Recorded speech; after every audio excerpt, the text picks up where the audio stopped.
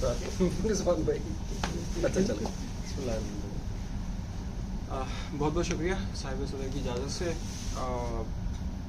موضوع قومی شاعری بہت نازک موضوع ہے یہ, اور میں پیشگی جو ہے وہ معافی چاہتا ہوں, حالانکہ شدید مصروفیت تھی لیکن موضوع اتنا نازک ہے کہ میں نے کہا جانا ضروری ہے. تو آپ لوگوں کو اگر میری بات سے اگر متفق نہیں ہے تو کوئی بات نہیں, بالکل ہر کوئی اپنی رائے رکھ سکتا ہے.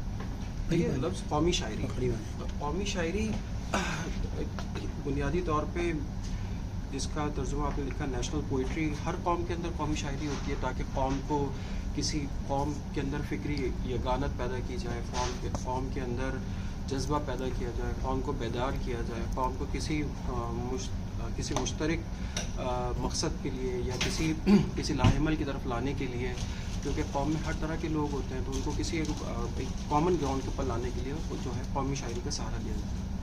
ہمارے پاس اردو کی تاریخ میں قومی شاعری بنیادی طور پہ جو زیادہ پوری طاقت اور قوت کے ساتھ ایسا لگتا ہے میری رائے میں کہ 1857 کی جنگ آزادی کے بعد شروع ہوئی.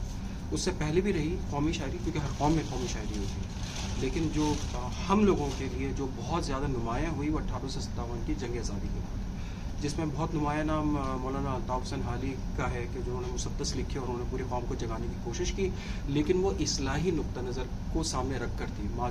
ماضی سے سبق لے کے اصلاحی نقطہ نظر اور آگے کی طرف دیکھنے کے لیے.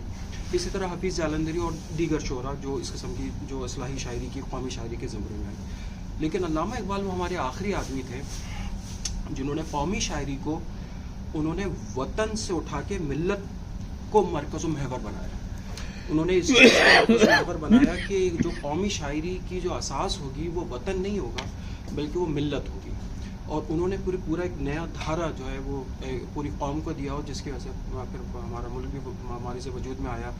ان کے بعد پھر قومی شاعری کو فیض اور اس کے جالب اور دوسرے شعراء جو تھے مشہور شعراء, ترقی پسند شعراء بھی کہہ سکتے ہیں آپ انہوں نے اس کو وہ آگے لے کے چلے. لیکن میرا پرسپیکٹو تھوڑا سا مختلف ہے. میرا پرسپیکٹو یہ ہے قومی شاعری کے حوالے سے, وہ یہ کہ ہم تھوڑا سا اوپر اٹھ کے دیکھیں ہم جب قومی سطح پہ دیکھ رہے ہوتے ہیں تو ہم صرف اردو اور اردو سے منسلک شعراء اور اسی دائرے یا اسی اسپیکٹرم میں رہتے ہیں. تھوڑا اوپر اٹھ کے دیکھیں, ہم اس علاقے میں رہتے ہیں جسے امریکہ کہتے ہیں. امریکہ کا کون قومی شاعر ہے؟ کوئی بھی نہیں ہے, ڈکلیئرڈ نہیں ہے. لیکن وٹ مین کے حوالے سے ہی کہا جاتا ہے جو انہوں نے سانگ بائی مائی سیلف لکھی تھی, اور ان کی دوسری نظمیں, یا رابرٹ فراسٹ کے حوالے سے کہا جاتا ہے, ٹی ایس ایلیٹ کے حوالے سے کہا جاتا ہے کہ یہ ان کی جو شاعری ہے وہ قومی شاعری کے زمرے میں آتی ہے. ٹھیک ہے. اسی طریقے سے پھر ہم اپنے پڑوس میں دیکھتے ہیں. ہمارے پڑوس میں ایران, فارس کی تہذیب موجود ہے. وہاں کے جو سب سے بڑے قومی شاعر جنہوں نے آج پھر زندہ کر دیا موجودہ حالات میں, وہ تھے فردوسی طوسی. ان کا شاہنامہ فردوسی قومی شاعری کی بہترین مثال ہے. ہم پھر جن سے ہم نظریاتی توانائی لیتے ہیں, ہمارے یہاں کے لوگ کیوں لیتے ہیں پتہ نہیں, کہ وہاں پہ ہم یہ دیکھتے ہیں کہ عرب کے اندر کہ قومی شاعری جو ہے وہ بنیادی ان کی اساس میں تھی, جس کی بہترین مثال سبع مؤلفات, قرآن مجید کے نازل ہونے سے پہلے جاہلی ادب, اور امر القیس کی پوری شاعری جو ہے وہ پوری قوم کے حوالے سے تھی.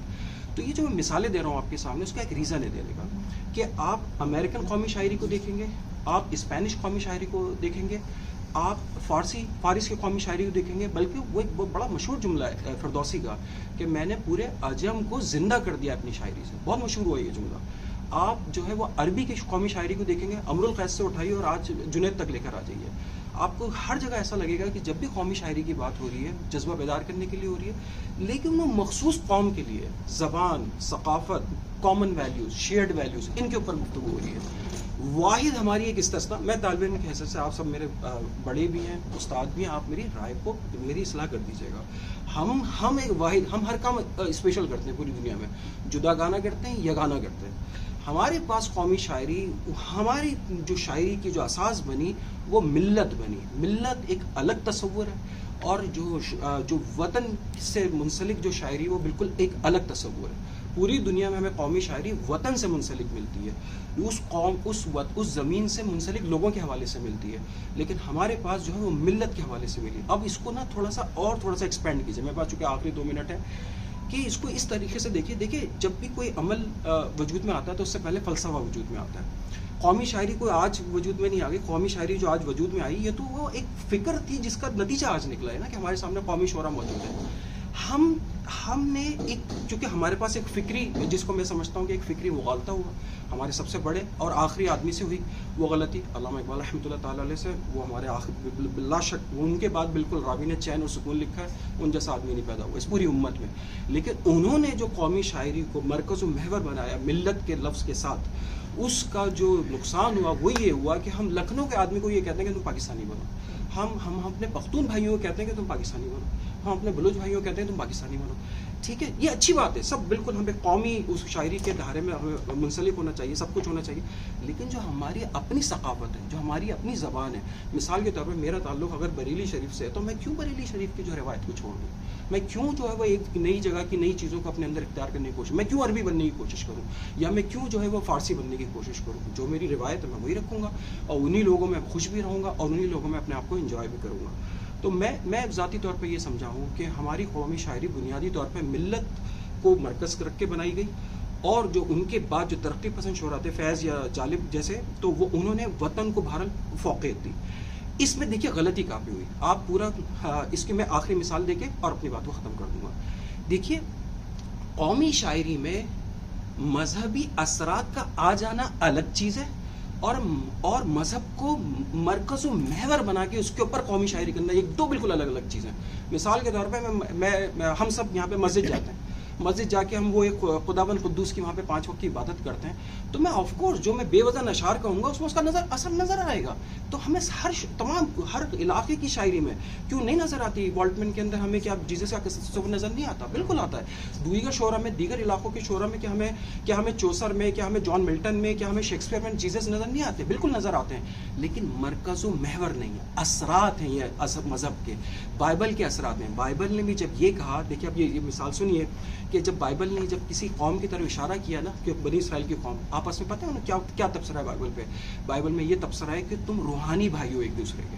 ٹھیک ہے, وہاں پہ یہ لفظ نہیں ہے کہ تم جو ہے وہ زبان کی بنیاد پہ کھڑے ہوئے ہو یا تم کسی خاص ثقافت کی بنیاد پہ کھڑے ہوئے ہو, نہیں. اسی طریقے سے جب مسیح علیہ السلام کے حواریوں کا جب حوالہ دیا تو انہوں نے کہا کہ تم آپس میں روحانی بھائی ہو. اب اس کی ایک آخری دیکھیے دلیل دیکھیے کیا ہے کہ علامہ اقبال سے میں سمجھتا ہوں, میری برائے مہربانی اس کو منفی مت لیجیے گا, میں سمجھتا ہوں یار علامہ اقبال سے قومی شاعری کے حوالے سے, کیونکہ وہ ہمارے قومی شاعر ہیں اور آج کا موضوع بھی قومی شاعری پر ہے, تو تبصرہ کرنا تو لازمی ہے. ان سے کیا جو ان سے غلطی ہوئی وہ یہ غلطی تھی کہ انہوں نے ملت کو مرکز میں لے کر آئے. دیکھیے پورا قرآن مجید پڑھ جائیے, آپ کو قل یا ایھا الوطن کا لفظ ہی نہیں ہے. تو قل یا ایھا الوطن کا جب لفظ نہیں ہے تو اس کا مطلب ہے کہ جو بھی شاعری ہوگی وہ قومی اس جگہ کے لوگوں کے لیے خاص ہوگی. پنجابی جو بچہ اگر پنجابی بولے گا تو اور پنجابی اثر میں رہے گا اور شاعری کرے گا تو وہ اپنے پنجابی ماحول سے متاثر ہو کے کرے گا, اور کرنا بھی چاہیے اس کو, یہی کرنا چاہیے اس کو. زبردستی عربی شاعری کروانے کی کیا ضرورت ہے ہمیں. لیکن دیکھیے کہاں غلطی ہوئی, ان کو یہ بات سمجھ میں آئی کہ جبکہ قرآن کیا کرتا ہے, قرآن یہ کہتا ہے کہ میں پاکستانی ہوں, میرا مراکش کے آدمی سے جو میرا رشتہ ہے نا وہ قل یا ایھا الاخوہ ہے, وہ میرا بھائی ہے. میں افغانی نہیں بن سکتا, افغانی پاکستانی نہیں بن سکتا, مراکشی جو ہے وہ پاکستانی نہیں بن سکتا, پاکستانی مراکشی نہیں بن سکتا, سعودی پاکستانی نہیں بن سکتا, پاکستانی جو ہے سعودی نہیں بن سکتا. کیوں؟ کیونکہ ہماری شاعری بھی الگ ہے, ہماری ثقافت بھی الگ ہے, ہماری زبان بھی الگ ہے. تو میری یہ چھوٹی سی ایک تھوڑا پہلا ہی نمبر آ گیا میرا اور ایک سخت بات ہو گئی, لیکن میں سمجھتا ہوں قومی شاعری لازمی ہے انقلاب پیدا کرنے کے لیے. جیسے مثال کے طور پہ یہ نعرے ہیں نا, یہ گرم گرم نعرے ہیں, تیرا میرا رشتہ کیا لا الہ الا اللہ, یہ قوم کو بیدار کرنے کے لیے ہوتے ہیں, جو شروع میں نے گفتگو کری. لیکن اس کی اساس لازمی طور پر صرف وطن ہونا چاہیے, وہ مخصوص لوگ ہونے چاہیے, وہاں کی مخصوص زبان ہونی چاہیے, وہاں کی مخصوص ثقافت, وہاں کی مشترک اقدار ہونی چاہیے. مذہب کی مرکزیت نہیں ہونی چاہیے, مذہب کے اثرات ہو سکتے ہیں, وہ ایکسیپٹیبل ہے, کوئی ایسی بات نہیں. بہت بہت شکریہ آپ سب حضرات کا. میں تھوڑا سخت گفتگو کرنے پہ میں بہت معافی چاہتا ہوں, کیونکہ آپ سب میرے اساتذہ ہیں اور آپ بہت زیادہ رسپیکٹ کرتے ہیں سب آپ شعراء کے جن کا میں نے نام لیا, میں آپ سے زیادہ رسپیکٹ کرتا ہوں. لیکن جو بات بہرحال اب پوری 1 صدی کے تعامل کے بعد, 1 صدی کے تجربے کے بعد بات سمجھ میں آ چکی ہے, تو وہ بات ہمیں پھر ضرور سمجھنی چاہیے کہ آخر پیچھے کہیں کچھ نہ کچھ تو غلطی ہوئی ہے. جزاکم اللہ خیر. السلام علیکم.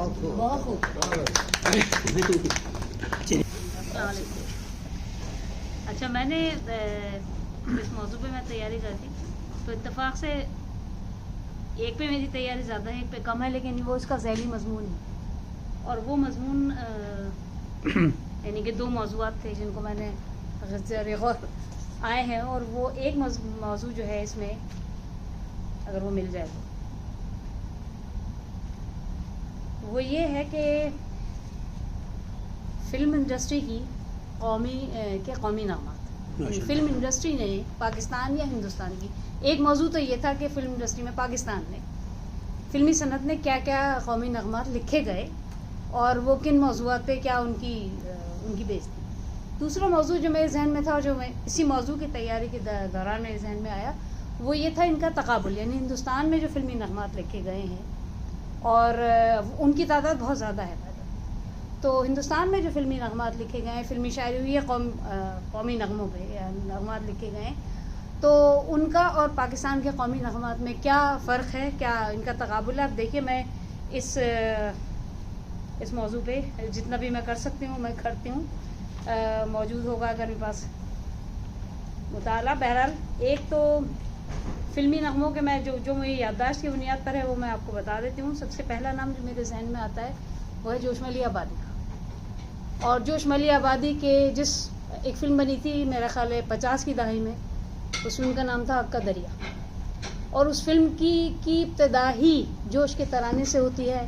اے وطن ہمیں تیری شمع کے پروانوں میں, زندگی ہوش میں ہے جوش ہے ایمانوں میں, دل اس شاخ کی مانند یہ تپتے میدان, یہ لچکتے ہوئے جنگل یہ تھرکتے ارمان, یہ پہاڑوں کی گھٹاؤں میں انگڑائی کی شان, یہ مچلتے ہوئے دریاؤں میں بھول رہی ہوں. بہرحال انگڑائی کی شان, کتنے روشن ہیں دیے تیرے شبستانوں میں. ظاہر ہے اگر آپ کو اچھی زبان سننا ہے تو دو شعرا بہت ہائیلی ریکمینڈیڈ ہیں, ایک جوش اور ایک میر انیس.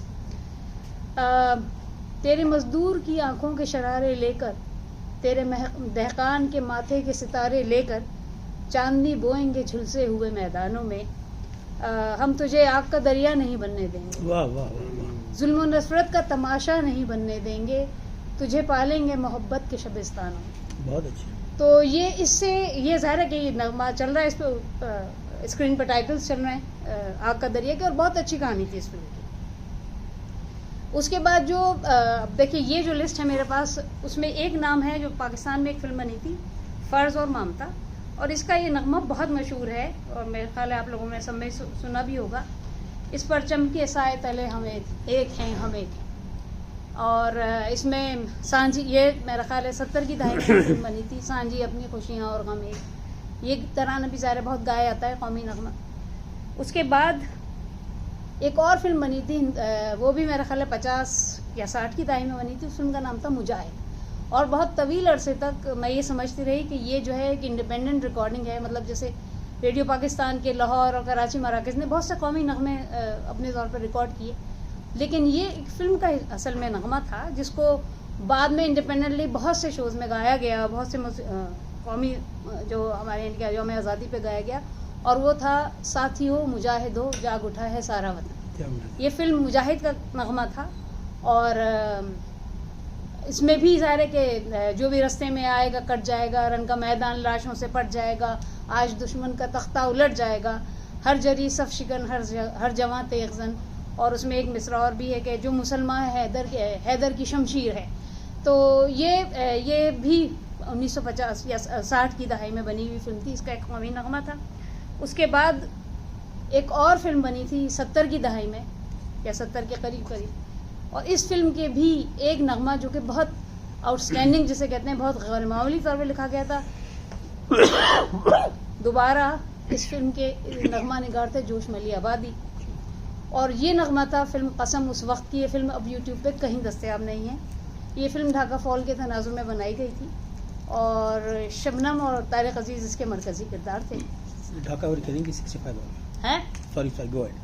تو اور اس میں ایک نغمہ تھا قسم اس وقت کی جب زندگی کروٹ بدلتی ہے, جس کو بعد میں جنید جمشید نے بہت سی تبدیلی کے ساتھ گایا ہے. بہرحال اصل جو نغمہ ہے وہ ہے قسم اس وقت کی جب زندگی کروٹ بدلتی ہے, ہمارے ہاتھ سے دنیا نئے سانچے میں ڈھلتی ہے, وطن کے نونہالوں آؤ باندھ کر سر سے کفن آؤ, ادھر ہے وارثان حیدر خیبر شکن آؤ. ہمارے شہادت جب گلے رنگین سے گھونگھٹ اٹھاتی ہے, سرے میداں حیات جاویدانی گنگناتی ہے, قسم اس وقت کی جب زندگی کروٹ بدلتی ہے, ہمارے ہاتھ سے دنیا نئے ساجے میں جلتی ہے. ہمارے مرہم شمشیر سے، ہمارے خنجر شمشیر سے مرہم ابلتا ہے. جہاں ہم آگ رکھ دیں چشمہ زمزم ابلتا ہے. قسم اس وقت کی جب زندگی کروٹ بدلتی. تو یہ بھی ظاہر ہے چونکہ جوش جیسے شاعر نے ظاہر سے لکھا تھا تو یہ آپ اس میں ظاہر الفاظ کا جو شان و شکوہ ہے وہ آپ کو نظر آ رہا ہے. اس کے بعد ایک اور فلم جس کا میں ذکر کروں گی، اور اتفاق کی بات ہے کہ اس معاملے میں پاکستان میں ایک شاعر بہت اسٹینڈ آؤٹ کرتے ہیں بہت غیر معمولی طور پر، جنہوں نے قومی موضوعات پہ بہت فلمیں بنائی. ان کا نام تھا ریاض شاہد. اور ریاض شاہد نے یہ امن بنائی، ریاض شاہد نے زرقہ بنائی. یہ دو بہت سیاسی موضوعات پہ بنائے. زرقہ تو ظاہر فلسطین کے موضوع پہ بنائی گئی تھی، اور یہ امن کا ایک بہت مشہور نغمہ ہے، آپ لوگوں نے شاید سنا بھی ہو، ظلم رہے اور امن بھی ہو. یہ ابھی جالب کا لکھا ہوا ہے، کیا ممکن ہے تم ہی کہو. یہ فلم کشمیر کی جد و جہد آزادی کے تناظر میں بنائی گئی تھی. بہت خوبصورت اس کی کہانی ہے، اور یہ ظاہر 70 کی دہائی کی بنائی ہوئی فلم تھی. اس کے بعد 70 ہی کی دہائی میں ایک اور فلم آئی تھی، اس کا نام تھا جلتے سورج کے نیچے. اور اس فلم میں ندیم ہمارے پاکستان کی جو ہے نا ان کا ٹرپل رول تھا، یعنی انہوں نے 3 رول کیے تھے اس میں، اور ان کی 3 مختلف ہیروئنس تھیں. بہرحال تو اس کا بہت مشہور گانا ہے جلتے سورج کے نیچے ہم کو اس مٹی کی قسم، اس مٹی کا ذرہ ذرہ ہم گلزار بنائیں گے، پک پک پھول کھلائیں گے جلتے سورج کے نیچے. محنت سچی ہے تو پیارے رہ جائیں گے اندھیارے اب ہمارے پیچھے. اوکے، تو یہ تو پاکستان کی سارے یعنی کہ پاکستان میں لکھی، جو جہاں تک میرا علم ہے. اس کے بعد ہو سکتا ہے بعد میں کوئی فلمیں بنی ہوں، میرے علم میں نہیں ہے کہ ان میں کوئی ایسا ملی یا قومی نغمہ لکھا گیا ہو. اس کے بعد اگر ہندوستان کی ہم فلمی صنعت کو دیکھیں تو ہندوستان کی فلمی صنعت میں بہت سے ظاہر شہرا سامنے آئے. ایک نام جس کا میں تذکرہ کرنا چاہوں گی وہ کیفی اعظمی تھے، کیونکہ ہندوستان میں بلکہ پورے بر صغیر میں جہاں تک مجھے علم ہے، فوج کی یعنی کہ فوجی فلم جسے کہتے ہیں یا ملٹری بیسڈ اسٹوری پہ جو فلم تھی، تھیم پہ فلم تھی، وہ سب سے پہلے ہندوستان میں بنی تھی. اس فلم کا نام تھا حقیقت، اور یہ فلم ہندوستان کے بہت مشہور ڈائریکٹر تھے چیتن آنند، انہوں نے بنائی تھی. اور اس میں ایک بہت مشہور نغمہ ہے کیفی اعظمی، کیونکہ ان کی ٹیم تھی چیتن آنند اور کیفی اعظمی نے ایک ساتھ بہت کام کیا. تو اس کا ایک بہت مشہور نغمہ ہے. یہ فلم جو تھی وہ لداخ یعنی کہ چائنا اور ہندوستان کی لڑائی کے پس منظر میں یہ فلم بنائی گئی تھی. اور اس کا جو نغمہ ہے کہ کر چلے ہم فدا جان وطن ساتھیو اب تمہارے حوالے وطن ساتھیو. تو اس میں ایک بند ہے وہ میں سنا دیتی ہوں. کھینچ دو اپنے خون سے زمیں پر لکیر، اس طرف آنے پائے نہ راون کوئی، توڑ دو ہاتھ اگر ہاتھ اٹھنے لگیں، چھونے پائے نہ سیتا کا دامن کوئی، رام بھی تم ہی لکشمن ساتھی ہو اب تمہارے حوالے وطن ساتھی. تو یہ یعنی کہ ہندوستان کا کے جو لکھے گئے. دوسرے ایک ہندوستان میں ایک بہت بڑا نام نغمہ نگار کی حیثیت سے نہیں، ڈائریکٹر کی حیثیت سے منوج کمار کا.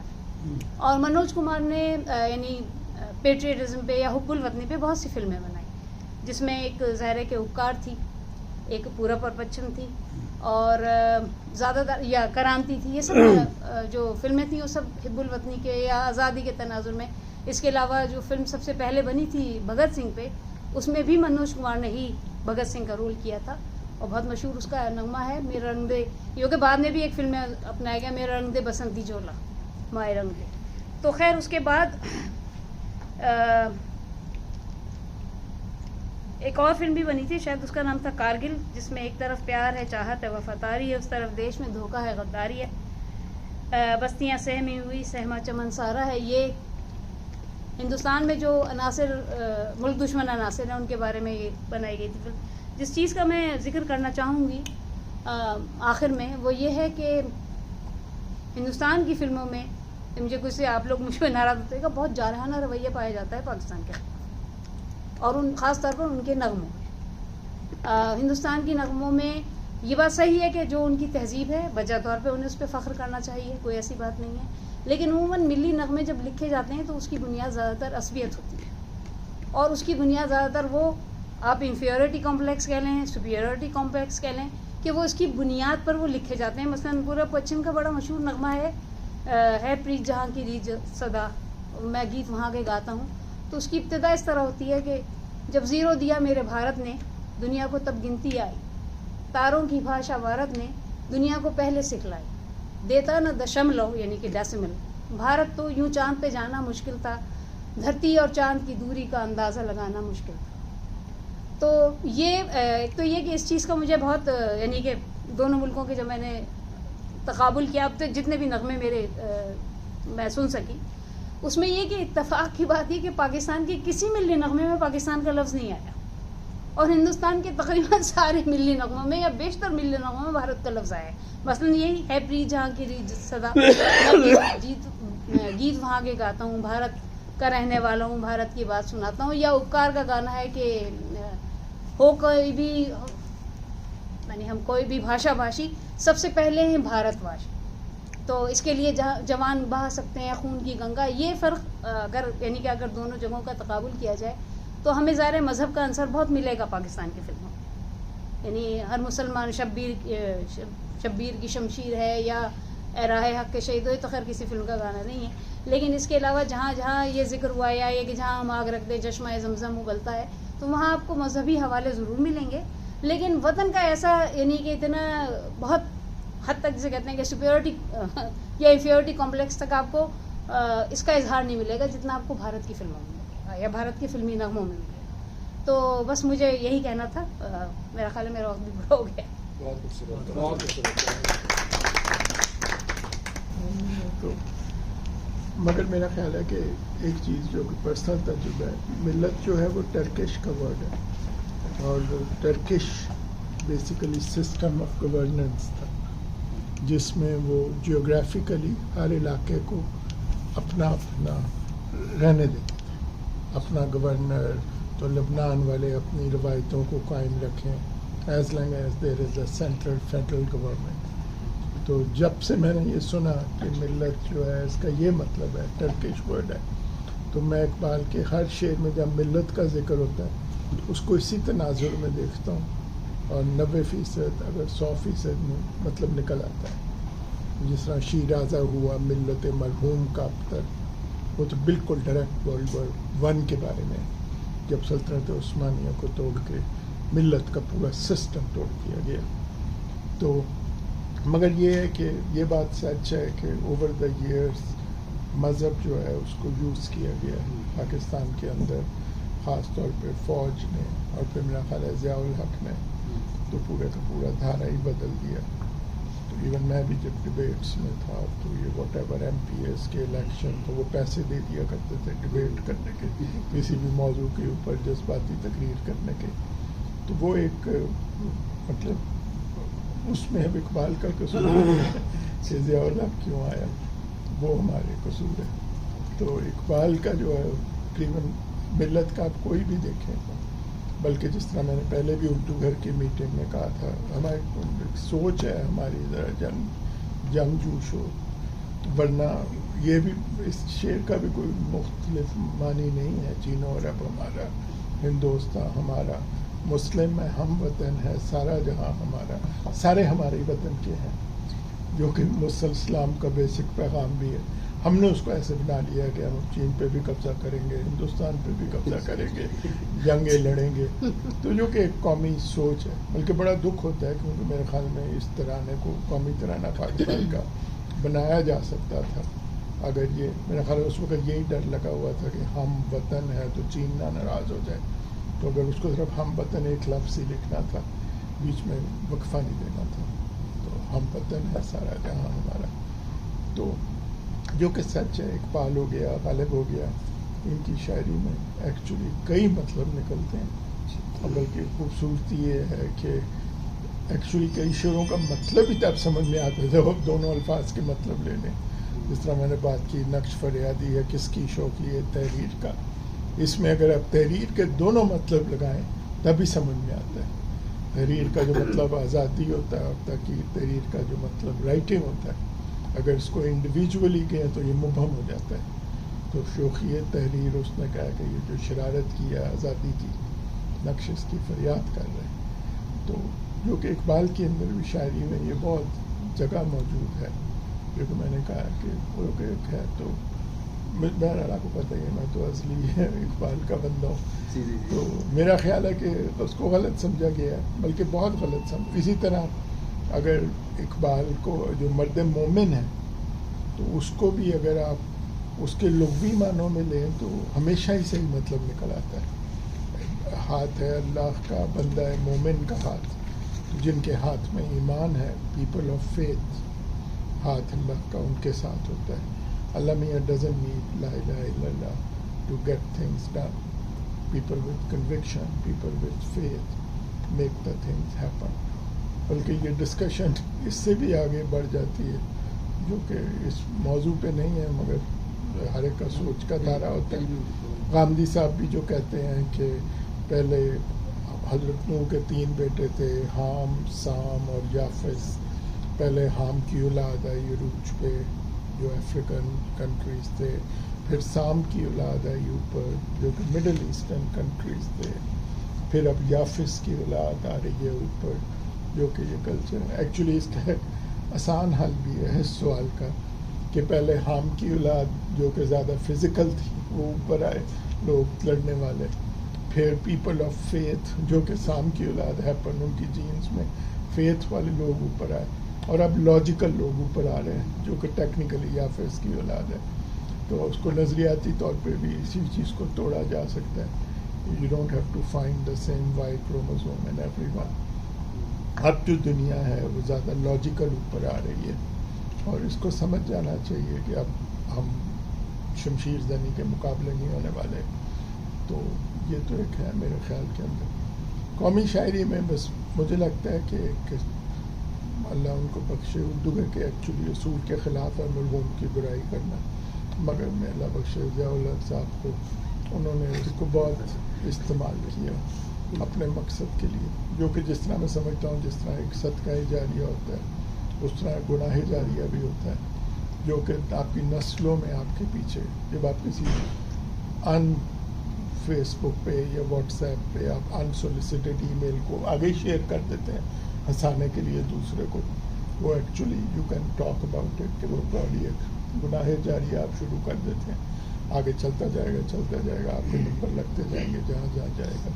تو بڑے محتاط ہو کے باتوں کو کرنا چاہیے زندگی کے اندر. تو میرا خیال ہے کہ اس نے بالکل ایک نیا رنگ پکڑ لیا، کیونکہ وہاں تک تو ایک ڈیولپمنٹ ہو رہی تھی، اقبال اور فیض اور حبیب جالب، مگر وہ ضیاء الحق نے، اور اب تو ان کی باتیں آپ سنیں تو لگتا ہے کہ he was a very shrewd mind. ان کی کئی باتیں ہیں جو کہ اب اویلیبل ہیں کہ چیزوں کو اپنے مقاصد کے لیے استعمال کیا گیا، اور جو کہ غلط کام ہو گیا ہے بہت بڑا، اور قوم کو استعمال کر لیا گیا ہے. تو ہمارا سارا کا سارا دھارا جو ہے، ورنہ اگر آپ سوچیں اقبال سے حبیب جالب تک یا حفیظ جلندری تک ایک ہی بات ہو رہی ہے، اور اقبال اور غالب کے تو شعروں کو تو سمجھنے کے لیے آپ کو سمجھ چاہیے، آپ ان میں لوگ بھی معنی نہیں نکال سکتے. جس طرح میں بھی ہمیشہ ملت کو ایسے ہی لیتا تھا جب میں نے اس کو سنا کہ یہ ٹرکش ورڈ ہے، اور اٹ واز کالڈ ملت system, like a federal system, جہاں کہ ہر ایک کو اپنی شناخت رکھنے کی اجازت تھی مگر ایک سینٹرل گورنمنٹ کو رسپونڈ کرتے تھے. تو اس کا ایکچولی یہ شعر بالکل آنکھیں کھل جاتی ہیں. یہ بس شیرازہ ہوا ملت مرحوم کا ابتر، تو ان کو ملت مرحوم کہہ دیا فرسٹ پوائنٹ کے کہ پوری آئیڈینٹیٹیز بریک کر دی گئی. تو اور میں نے کہا ترانہ ملی کے اندر بھی اگر آپ اس کو اسی طرح سے سوچیں تو وہ ہم وطن ایک ہی لفظ ہے میرے خیال میری ناقص رائے میں. جی ہاں، مسلم ہے، ہم وطن ہے سارا جہاں ہمارا، جو کہ اسلام کے ساتھ بھی ان لائن ہوتا. تو باقی یہ کہ آج بہت اچھے لوگوں سے سننے کی باتیں مل رہی ہیں تو میں آگے پاس کر دوں. بہت شکریہ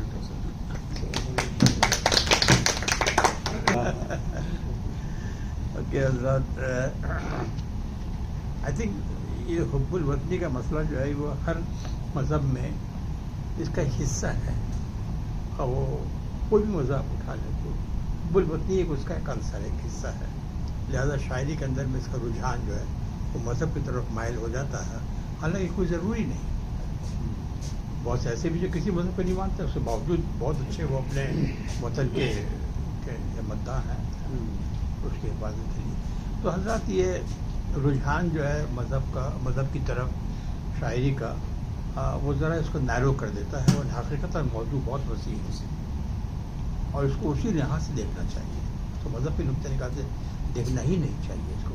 ایک جذبہ ہے اپنے وطن کے لیے، اور ہم کسی بھی مذہب کا قائل ہوں، ایک جذبہ ہے، ہماری ایک خواہش ہے کہ ہم جس جگہ رہتے ہیں، جس جگہ ہم پیدا ہوئے ہیں، ہم اس کی حفاظت کریں، اس کی اچھائی میں اچھائیاں بیان کریں، بجائے اس کے کہ اس کو ہم کسی اور طبقے میں ڈال دیں.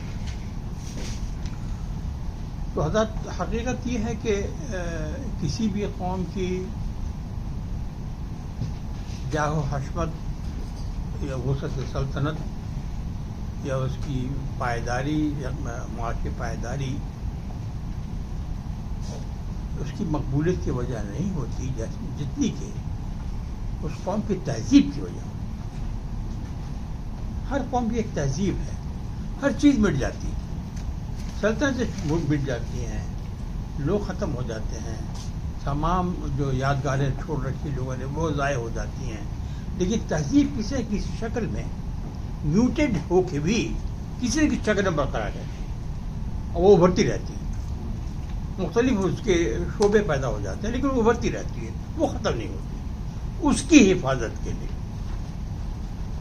فنڈامنٹلی ہم جو کھڑے ہوتے ہیں، ہمارے شورا حضرات یا ہمارے سپاہی جو کھڑے ہوتے ہیں، وہ اس کی حفاظت کرتے ہیں. ہم صرف چار دیواری کی حفاظت نہیں کر رہے بلکہ اپنی تہذیب کی حفاظت کر رہے ہیں. اور یہ تہذیب سینہ بسینہ چلی آ رہی ہے، ہزاروں سال سے کبھی ختم نہیں ہوتی. یہ صرف اشعار جو ہے لفظوں کا مجموعہ نہیں ہے، بلکہ قوم کے زندہ ہونے، اس کی تہذیب کی بقائی کے زندہ ہونے کا ثبوت ہے کہ ہم حب الوطنی کے اشعار پیش کرتے ہیں. تو اس کو اگر ہم دیکھیں تو شروع سے جب سے دنیا بنی ہے، جب سے ٹیریٹوریل انٹیگریٹی کا حساب پیدا ہوا ہے، تب سے یہ تفرقات، تب سے یہ اس کی حفاظت کے اقدام میں لوگوں نے شاعری شروع کی، قدم اٹھائے. اور پہلے زمانے کی بھی جب جنگیں ہوتی تھی تو دونوں طرف کے شعراء حضرات آ کے اپنے اپنے قوم کو واقع لاتے تھے. چلا آ رہا زمانے سے چلا آ رہا. ایک پوائنٹ اگر ہم اٹھا لیں ڈسکشن کے لیے، اسیوم کر لیں سے فور 1857 غدر جب شروع، let's make that beginning point. اس میں کون تھا روح رواں 1857؟ بہادر شاہ ظفر خود تھے روح رواں. ایک نیشنل آئیڈینٹی دینے کے لیے بہادر شاہ ظفر کو سربراہ مقرر کیا گیا تھا. اور جب سلطنت مغلیہ کا خاتمہ ہوا، 1857 کا غدر ہوا اور ان کو قید کر لیا گیا، تو انہوں نے کیا کہا؟ لگتا نہیں ہے جی میرا. یہ بھی قومی ترانہ ہے، یہ بھی انہوں نے اپنے جذبات کا اظہار کیا ہے. اس کا ایک مصرع بہت زبردست ہے، آپ حضرات نے یہ ضرور غزل سن رکھی ہوگی ہزاروں بار، کہ ایک مصرع بڑا زبردست اس کا ہے جو میں نے آپ نے سنی ہے کہ نہیں سنی. وہ مصرع ہے، کانٹوں کو مت نکال چمن سے وہ باغباں، کانٹوں کو مت نکال، مت نکال چمن سے وہ باغباں، یہ بھی گلوں کے ساتھ پلے ہیں باہر. بہت خوش بہت خوش. یہ بھی گلوں کے ساتھ پلے ہیں باہر. اور بلبل کو باغباں سے نہیں صیاد سے گلا، بلبل کو باغباں سے نہیں، بلبل کو باغباں سے نہ صیاد سے گلا. قسمت میں قید لکھی تھی فصل بہار، اور کتنا ہے بد نصیب سفر. بیچارے کو 2 گز زمین بھی نہیں. یہ بھی قومی ترانہ، اس میں بھی قومی جذبات ہے. اب آتے ہیں ہم مولانا حالی، ان کا دور شروع ہوتا ہے. اور مولانا حالی نے بڑی زبردست مسدس حالی سبھی جانتے ہیں.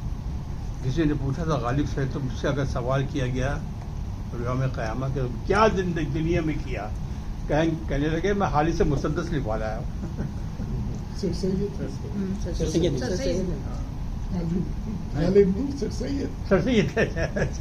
مسدس. تو یہ حال مسدس کا یہ عالم تھا جناب. ان کے کچھ اشعار سنیے. یہ فصل خزاں آئی چمن میں کہ جس وقت، یہ فصل خزاں آئی چمن میں کہ جس وقت، پودا کوئی رنگو گلو لیک، پودا کوئی رنگو पौधा कोई रंगे गुल निखत से न महका, थी सुबह चमनगाह के ऐसी कोई साथ, पत्ता न झुका फूल से कोई यहाँ न पत्ता न झुका फूल न कोई यहाँ महका।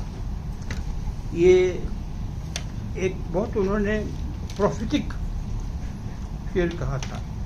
कहते हैं बरकत है अगर मुल्क में तो कौम है बेहाल, बरकत है अगर मुल्क में तो कौम की बेहाली, बरकत है अगर मुल्क में तो कौम की बेहाली है, बेफिक्र है जो कौम वो कौम ज़वाली है। इसके बाद जनाब इकबाल का दौर आता है, और इकबाल ने तो हम सभी गुफ्तगू कर चुके हैं इकबाल के बारे में, खुद आगे ही खुददारी खुदी का पैगाम जो कौम को दिया उन्होंने, लेकिन उसके साथ साथ उन्होंने कौम को जगाने के अशआर भी लिखे। कहते हैं जगह उठो मेरी दुनिया के गरीबों को जगा,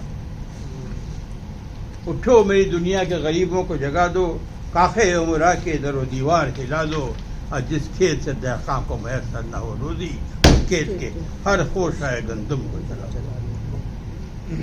ये भी कौमी देखिए तराना। सुल्तान जमहूर का आता है जमाना, जो नक्श कहन कहन तुमको नजर आए मिटा दो। और जगह कहते हैं वतन की फिक्र कर नादा मुसीबत आने वाली, तस्वीर दर्द, वतन की फिक्र नादा मुसीबत आने वाली है, तेरी बर्बादियों के मशवरे हैं आसमानों में, न समझोगे तो मिट जाओगे हिंदुस्तान वालों, न समझोगे तो मिट जाओगे हिंदुस्तान वालों, तुम्हारी दास्तान तक भी न होगी दास्तानों में। और एक जगह कहते हैं कौम के हौसले को बुलंद करने के लिए फरमाते हैं कि तुम दिए बाद मुखालिफ से न घबरा ए वक़ुब, तुम दिए बाद मुखालिफ से न घबरा ए अक़ब, ये चलती है तुझे ऊंचा उठाने के लिए। क्या खूबसूरत मिसरा देखिए, ये तो चलती है तुझे ऊंचा उठाने के लिए। वाह। अब जनाब दौर आता है शायर इनकलाब जोश मरिया भाई। जोश कहते हैं बोल रे काले मुकद्दर के सिया फाम गुलाम, बोल रे काले मुकद्दर के सिया फाम गुलाम, कितने दिल आले फिरंगी का भरेगा पैगाम, कितने दिल आले फिरंगी का भरेगा पैगाम, काम है मेरा तगय्युर, नाम है मेरा शबाब, और मेरा नारा इनकलाबो इनकलाबो।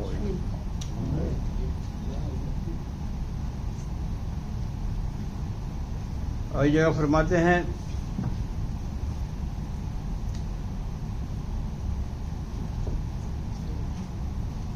क्या हिंद का जिंदान कांप रहा है, गूंज रही है तकबीरें, क्या हिंद का जिंदा कांप रहा है, गूंज रही हैं तकबीरें, उकताए हैं शायद जिंदा में शुरीद असरों के दीवाने, आने को है वो दिन जिसके लिए तड़प रहे थे दीद और दिल, टूटेंगे आखिर कब तक साम्राज्य की भारी जंजीरें। अंग्रेजी हुकूमत को ललकारते हुए जोश कहते हैं किस जुबान से बोलते हो आज ए अक़वाम गुरब,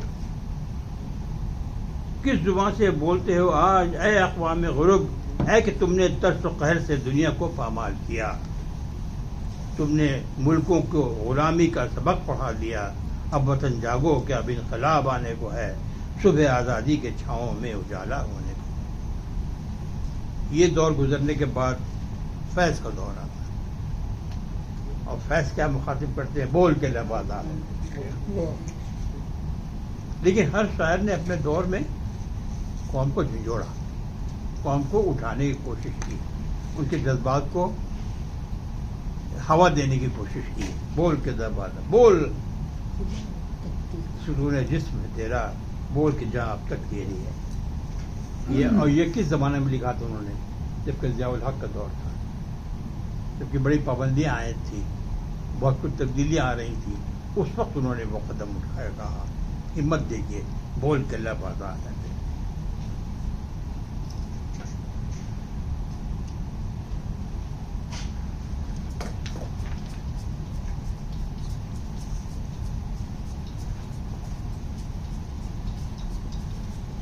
یہ بات نہیں ہے کہ شورا حضرات صرف جب ایسے مسئلے پیدا ہوتے ہیں کہ جہاں حکومت کچھ کو چیلنجز پیش آتے ہیں یا خطرات پیش آتے ہیں، بیرونی خطرات پیش آتے ہیں، تبھی شورا حضرات جاگتے ہیں، ایسی بات نہیں ہے۔ موجودہ گھڑی میں بھی اگر وہ حالات پیدا ہوتے ہیں جن سے ملک کی بقا کو خطرہ ہوتا ہے، یا ملک کی سیاست کو خطرہ ہوتا ہے، یا ملک کی معاشیت کو خطرہ ہوتا ہے، تب بھی شورا حضرات پیچھے نہیں اٹھے۔ میں آپ کو ایک مثال دکھاتا ہوں، سناتا ہوں۔ ایک دور تھا 1962-65 کا، جبکہ بہت کچھ تبدیلیاں، سیاسی تبدیلیاں آ رہی تھیں اور بہت کچھ عوام پریشان تھے، حالانکہ بہت کچھ کیا جا رہا تھا پیپر پہ، کاغذی تیاریاں بہت کچھ تھیں، عملی طور پہ بہت کم قدم اٹھائے جا رہے تھے۔ اس زمانے میں ایک شاعر تھے مثل امام، انہوں نے لکھا تھا، تمہارے دور میں یوں تو ملے ہیں منصوبے، تمہارے دور میں یوں تو ملے ہیں منصوبے، تمہارے دور میں لیکن کوئی خوشی نہ ملی، تمہارے دور میں گرچہ ہوئی ازل ارزاں، مگر تلاش کے باوصف زندگی نہ ملی، تمہارا دور سیاہ کاریوں کی جائے پناہ، تمہارا دور سیاہ کاریوں کی جائے پناہ، تمہارا دور جرائم پر گرم بستر ہے، تمہارے دور کا انجام دیکھنا ہے مجھے، تمہارے دور میں ہر سانس شعلہ پیکر ہے۔ یہ اس زمانے کی موجود، تو شاید حضرات ہر دور میں ایکٹیو رہے ہیں اور انہوں نے قوم کو یہ تو راہ دکھائی ہے، یہ قوم کا حوصلہ ہے۔ فلموں کی بات ہو رہی تھی تو جناب بہت سی اچھی باتیں، اچھے کوٹ انہوں نے کیے۔ مجھے ایک یاد آیا اس کا، شہید فلم شہید کا جو ہے نا، وہ جناب وطن کی راہ میں وطن کے نوجوان شہید پکارتے ہیں یہ زمین و آسمان شہید، شہید تیری موت ہی تیرے وطن کی زندگی، تیرے لہو سے جاگ اٹھے گی اس چمن کی زندگی، کھلیں گے پھول اس جگہ تو جہاں شہید ہو، وطن کی راہ میں وطن کے نوجوان شہید۔ اور ایک فلم ایسی جاگیر تھی، اس کا بھی ایک گانا بہت خوبصورت تھا، آؤ بچوں تمہیں دکھائیں جھانکی ہندوستان کی۔ اس میں ایک بند ہے بہت خوبصورت، جلیانہ والا باغ یہ دیکھو یہیں چلی تھی گولیاں، یہ دیکھو یہیں چلی تھی گولیاں، جلیانہ والا باغ یہ دیکھو یہیں چلی تھی گولیاں، آ گیا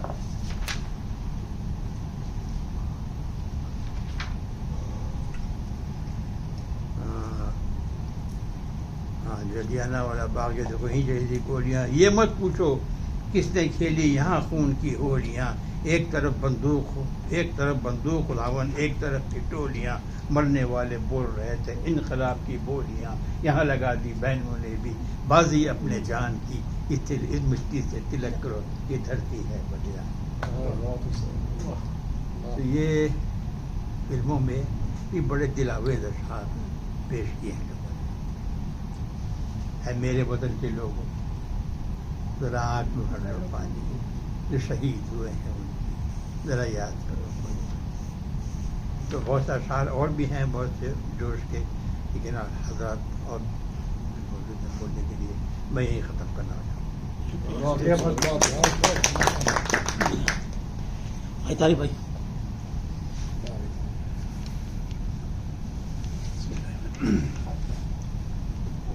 آج کا موضوع ہے قومی شاعری۔ قبل اس کے قومی شاعری پر کچھ اظہار خیال کروں، کچھ لفظ قوم پر بھی بات کر لوں۔ لفظ قوم قاف و میم سے مرکب ہے۔ عربی زبان کے اصول الفاظ میں عام قاعدہ ہے کہ جس لفظ میں حرف میم پایا جاتا ہے جمعیت کے معنی ہوتے ہیں، جیسے جمع، ضم، امت وغیرہ۔ اسی بنا پر قوم کا لفظ بھی جماعت پر کہا جاتا ہے۔ دنیا میں قومیت کا اعتبار مختلف لحاظوں سے ہے، بعض کی ملکی لحاظ سے، بعض پیشہ کے اعتبار سے، لیکن مسلمانوں کی قومیت کی بنا ان امروں میں سے کسی پر بھی نہیں۔ اب بات کرتے ہیں قومی شاعری کی۔ بات یہ ہے کہ شاعری جو ہے وہ کہاں سے آتی ہے، کیسے آتی ہے۔ جب آپ کسی سے محبت کرتے ہیں، اس کا اگلا درجہ آپ عشق پہ آتے ہیں، تو جب آپ کی محبت اور عشق ایک معراج پہ پہنچتی ہے اور جس چیز سے اور جس جگہ سے آپ محبت کرتے ہیں اگر وہاں کوئی اونچ نیچ ہو جاتی ہے، کوئی ٹھیس پہنچتی ہے تو بے ساختہ آپ کا دل جو ہے وہ پکار اٹھتا ہے، اور وہ پھر وہ اس کی پکار جو ہے وہ اس کی زبان پہ آ جاتی ہے، اور زبان جو ہے وہ ایک شاعری کے طور پہ کاغذ پہ آ جاتی ہے یا بیان میں آ جاتی ہے، جسے لوگ لکھ بھی لیتے ہیں، سن بھی لیتے ہیں، اور ایک روایت کے طور پر موقع بے موقع بتاتے بھی ہیں، سناتے بھی ہیں۔ وطن کی محبت میں بہت سے اشعاروں نے جن کو وطن سے محبت تھی اپنے اپنے وطن کی محبت کے اظہار اپنی شاعری سے کی ہے۔ ہر قوم میں شاعری اپنے وطن کی شاعری ہے، چین کی اپنی قومی شاعری ہے، روس کی اپنی قومی شاعری ہے، دنیا کی ہر قوم کی اپنی اپنی شاعری ہے، جو کہ قوم انسانوں کو کے ایسے پائیدار مضبوط گروہ کا نام ہے جس کا ارتقاء اور عروج میں تاریخ نے ہاتھ بٹایا ہے، اور جب اس تاریخ کے صفحات کو ضائع کرنے کی کوشش کی جائے گی، جب جابر حکومت مذہب اور تمدن کو کچلنے کی کوشش کرے گی تو دل کو ٹھیس پہنچے گا، اور پھر دل سے جو آواز نکلی وہ زبان پہ آ ہی جائے گی، جیسا میں نے کہا۔ پہلی جنگ آزادی 1857 کے بعد انگریزوں کے بے پناہ مظالم نے ہمارے شعراء واجد علی شاہ، بہادر شاہ ظفر، محمد حسین آزاد، غالب، منیر شکوہ آبادی، الطاف حسین حالی، ان سب کے دل و دماغ پر اپنی وطن کی محبت کا بڑا اثر کیا۔ آگے چلتے ہیں۔ 1857 کے بعد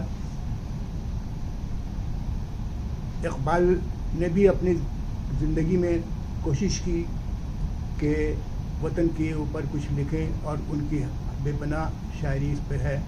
انہوں نے ایک جگہ جیسا بھی کہا کہ ملت کی بات کی گئی تو ان کی شاعری میں الگ الگ بات کر دی گئی ہے کہ قوم و ملت کے پاسباں ہیں ہم۔ صرف قوم کی بات نہیں کی، صرف ملت کی بات نہیں کی، بلکہ انہوں نے اس کو واضح کیا شاعری میں قوم و ملت کے پاسباں ہیں ہم۔ اپنے ڈاکٹر علامہ اقبال کی اگر شاعری میں دیکھیں تو ان کی بلا شبہ ان کی شاعری میں اعلیٰ درجے کی قومی اور روحانی جذبات کے عکس نظر آئیں گی۔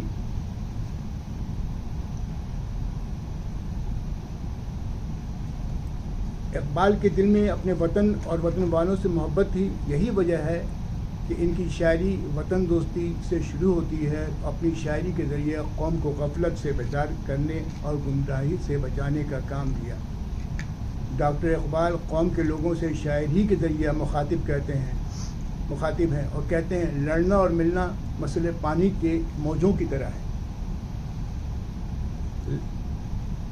لاٹھی ہے ہوائے دہر پانی بن جاؤ، لاٹھی ہے ہوائے دہر پانی بن جاؤ، موجوں کی طرح لڑو مگر ایک ہو جاؤ۔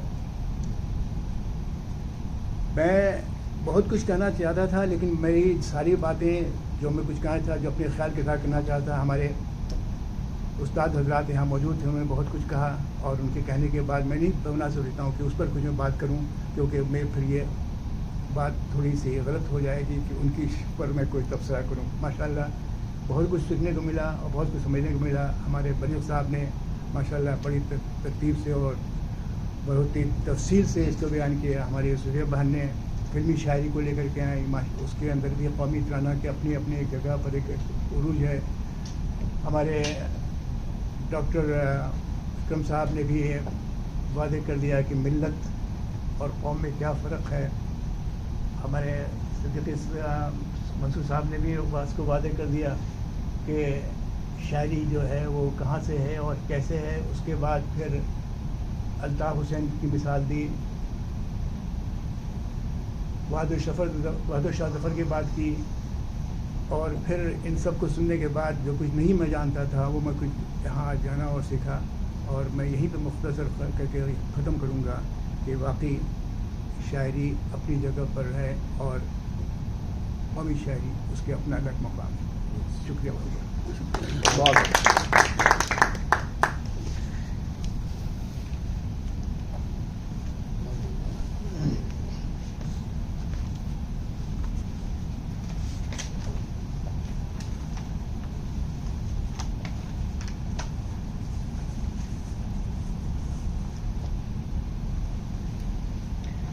بغیر کسی تمہید کے میں کچھ شعر آپ کی خدمت میں اپنے پیش کرتا ہوں.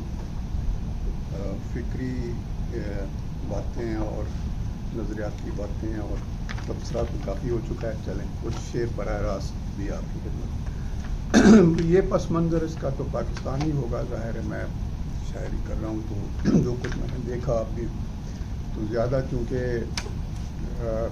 قومی اس لیے کہہ سکتے ہیں شاعری کے جس میں اگر اصلاح کا کوئی پہلو شامل ہو اور اس سے کوئی بہتری آ سکے تو وہ بھی شاید قومی اس میں شاعری میں شامل ہو سکے. بات ہوتی ہے مختصر نظمیں ہیں 2 اور 5 منٹ سے زیادہ کی نہیں بلکہ 3 منٹ میں ختم ہو جائے گی. اب بھی کچھ دیر نہیں، اب بھی کچھ دیر نہیں، آؤ یہ وعدہ کر لیں. اب بھی کچھ دیر نہیں، آؤ یہ وعدہ کر لیں. اپنے ماضی کی طرف لوٹ کے جانا ہے ہمیں. پھر سے ادوار درخشندہ میں جائیں تو وہاں اپنے اسلاف کے افکار گرام آیا سے اپنے اذہان تہی مغز منور کر لیں. اب بھی کچھ دیر نہیں، آؤ یہ وعدہ کر لیں. خواب ایسا کہ جسے پاک کا پیکر تو ملا پھر بھی مغلوب ہے اور محو گماں رہتا ہے. ایسے پیکر میں نئی روح رواں لانے کو چھوڑ کر فکر و گماں عزم جواں پیدا کریں. اس میں کچھ اور ابھی رنگ جہاں پیدا کریں. اب بھی کچھ دیر نہیں، آؤ یہ وعدہ کر لیں.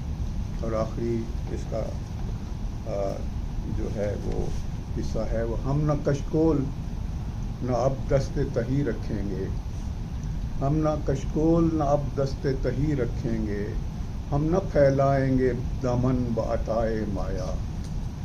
اب تو ہر ہاتھ میں موجود ہے خشت تعمیر جس سے لازم ہے بنے گا یہ میرا ملک عزیز. ایک خطہ کہ جسے رشک چمن بننا ہے، ایسی دھرتی کہ جسے ناز وطن بننا ہے. اب بھی کچھ دیر نہیں، آؤ یہ وعدہ کر لیں. ایک اور مختصر نظم ہے نشان منزل قریب تر ہے، یہ اس کو عنوان ہے نظم کا.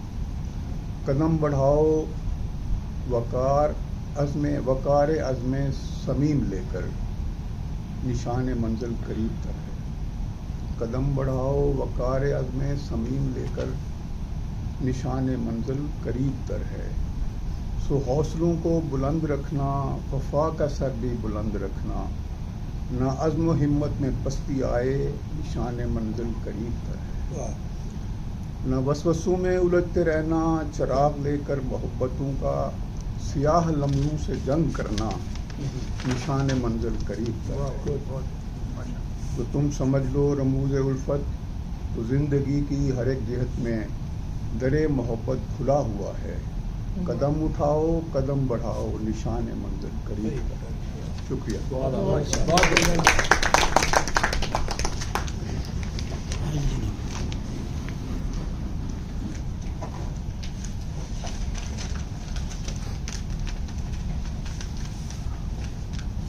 الحمدللہ بہت معلوماتی محفل ہے. یہ نئی چیزیں سیکھنے کو مل رہی ہیں. تو سب سے پہلے اس میں مجھے جو کنفیوژن ہے وہ یہ ہے کہ قوم مذہب سے ہے یا قوم ملک سے ہے. کیونکہ جب پاکستان بنا وہ 2 قومی نظریے پر بنا تھا، ایک ہندو اور ایک مسلمان. اب یہ یہاں اب ہندو جو ہندوستان سے تعلق ہے ان کا اس واسطے انہیں ہندو کہتے ہیں. مسلمان کو ہم اس واسطے کہتے ہیں کہ یہ چونکہ مسلمان ہیں تو مسلمان الگ ایک قوم ہو گئی، ہندو ملک کی بنیاد پر ہو گیا. تو اس سے ذرا کنفیوژن پیدا ہوا کہ ہم اس کو ڈیفائن کیسے کریں کہ جی یہ آیا یہ مذہب سے قوم بنتی ہے یا کہ ملک سے بنتی ہے. بہرحال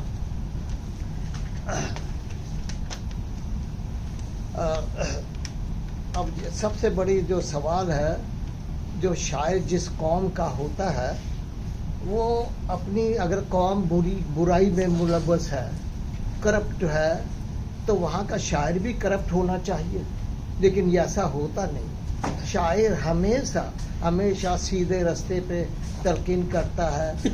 आम तौर पे देखा जाए तो यहाँ का शायर अपनी बात कर रहे हैं आम तौर पे उसको अपने हिसाब से वो सीधे रास्ते पर होता है, इसलिए कौम को अपनी राह दिखाता है कि इस राह पे चलो। इस पे तो ऑब्जेक्शन होना चाहिए। अगर सीधा नहीं होता तो कम से कम सीधा रास्ता दे चलो सीधा नहीं होता लेकिन रास्ता दिखाता है। लेकिन शायर में एक चीज देखा है कि इस्लाह पसंद होता है, ये लोगों के दर्द को महसूस करता है और अपनी जुबान के जहाँ तक भी होता, चाहे बुरा हो, शराब भी पीता हो, बुराई भी करता हो, लेकिन बात अच्छी करेगा, ये तय बात। तो बहरहाल मैं इसको आज का इसको जो मैंने नोट किया है, मैंने कहा कि अगर इकबाल को आप देखते हैं तो इकबाल की शायरी मजहब के ऊपर है ज़्यादातर।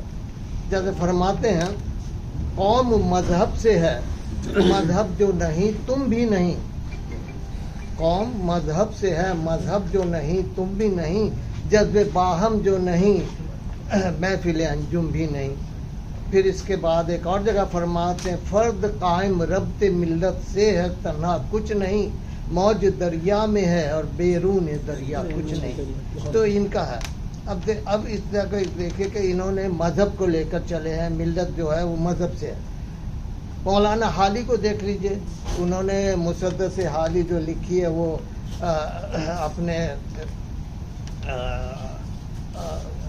इनके कहने पर लिखी है, कौम के जिन्होंने, मतलब अभी नाम याद था, मैं बिल्कुल भूल जाता हूँ। जी बिल्कुल। तो उनको कहने पर लिखी, लेकिन उनका एक बंद जो शुरू में ये है कि वो कौम को मजहब नहीं कह रहे, ना मुल्क कह रहे हैं, बल्कि उनको उनके जज्बों के लिए आप कुछ बन के दिखाओ।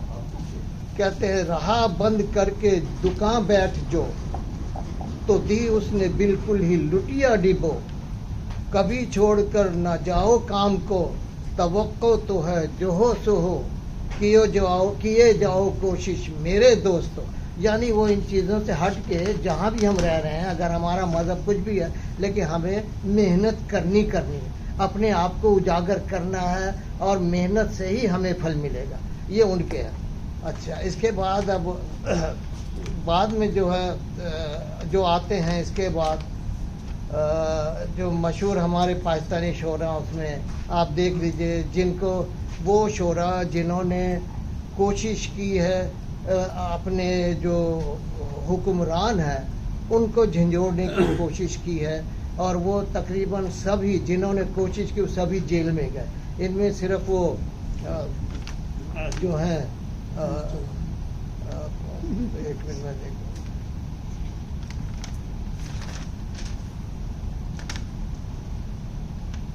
साहिर लुधियानवी है, जिनको जेल होने वाली थी, लेकिन वो इंडिया चले गए या भाग गए। तो बहरहाल जो भी बेशुमार शोरा ने तकालीफ उठाई हैं, जेल की सहूलतें झेली हैं, लेकिन कौम के लीडरों को सीधे रास्ते पर चलने की तलकीन करते रहे।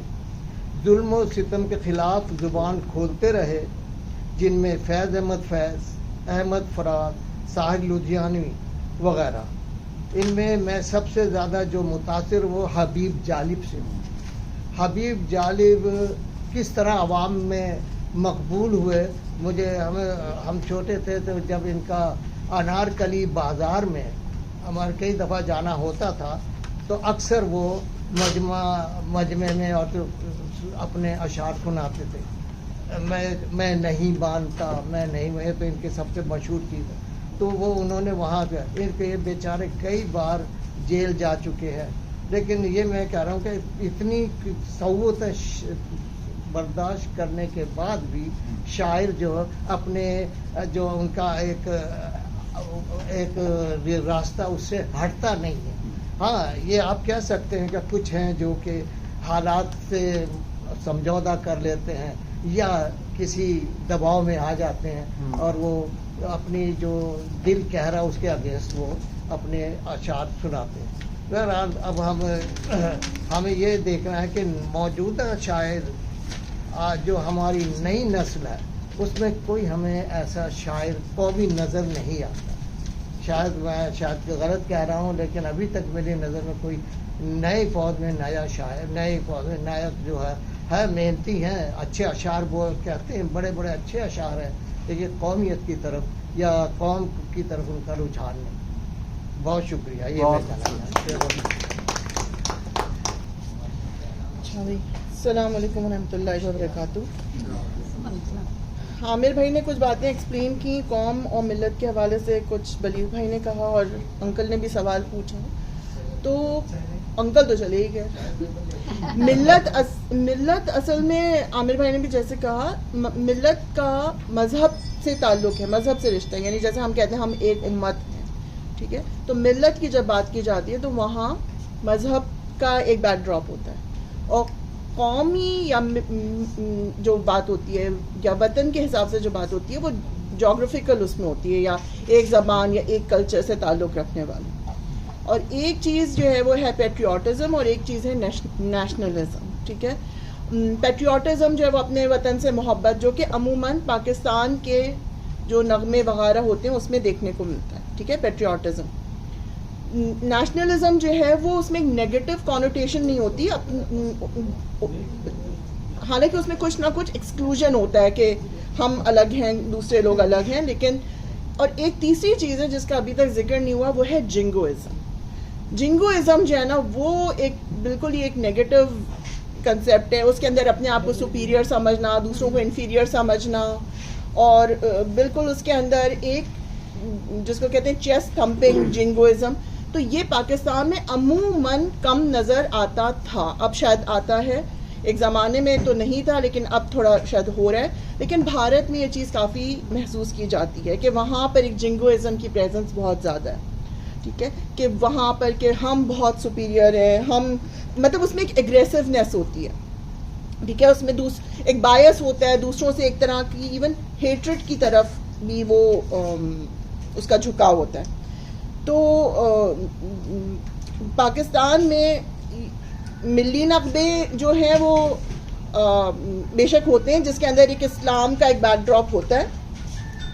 بھارت میں یونائٹ کرنے کے لیے بہت سے جو حب الوطنی والے گانے وغیرہ بنائے گئے، قومی نغمے، ان میں کہ سارے مذہب والے ہم سب ایک ہیں، یہ والا درس ہوتا ہے.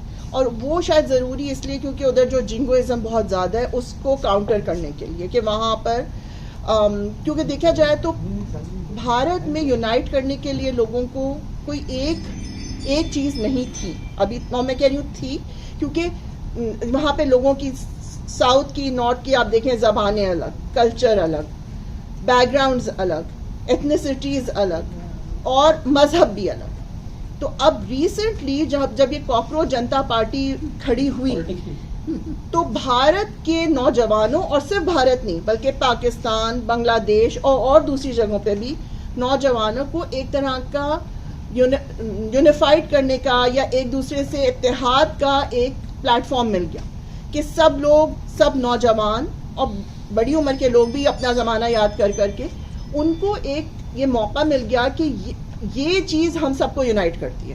اس چیز کا کوئی تعلق نہیں ہے کہ کوئی ساؤتھ انڈیا سے ہے، نارتھ انڈیا سے ہے، مسلمان ہے یا ہندو ہے یا سکھ ہے یا عیسائی ہے یا پارسی.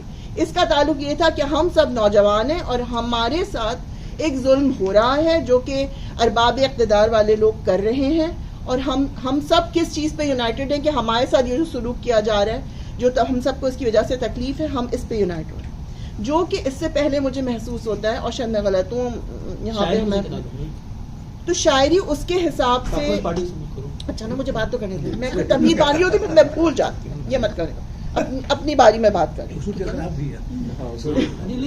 میں کوئی تمہید بان رہی ہوں. اینی ویز، تو جہاں تک بات ہوئی اقبال کی، تو اقبال نے